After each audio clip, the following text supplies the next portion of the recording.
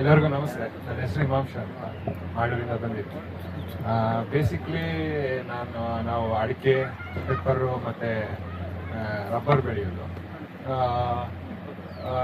ಅಡಿಕೆಗೆ over ಎಕ್ಸ್ಪೆನ್ಷನಿಂದ rate ಕಮ್ಮಿ ಆಗ್ಬೋದು, ಆಮೇಲೆ ಎಲೆ ಚುಕ್ಕೆ ರೋಗ ಈ ಥರ ಸಮಸ್ಯೆ ಇಂದ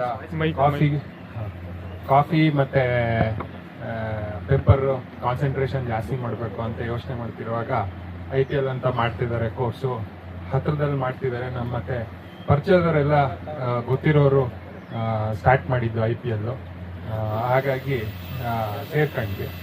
ಎಕ್ಸ್ಪೀರಿಯನ್ಸು ಸುಮಾರು ಸಣ್ಣ ವಿಚಾರಗಳು ನಮ್ಗೆ ಗೊತ್ತಿಲ್ದಿರೋ ಅಂಥದ್ದು, ಟೆಕ್ನಿಕಲ್ ಡೀಟೇಲ್ಸು ಗೊತ್ತಾಗ್ತಾ ಹೋಯಿತು.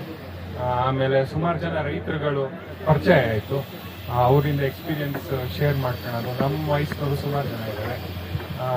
ಅದು ಮತ್ತು ನಮ್ಗಿಂತ ಹಿರಿಯರು, ಸುಮಾರು ಎಕ್ಸ್ಪೀರಿಯನ್ಸ್ ಇರೋರು, ಅವ್ರ ಹತ್ರ ಎಲ್ಲ ಇಂಟ್ರಾಕ್ಷನ್ ಮಾಡಿದಾಗ ಸುಮಾರು ವಿಚಾರಗಳು ತಿಳ್ಕೊಳಕ್ಕೆ ಸಿಕ್ತು.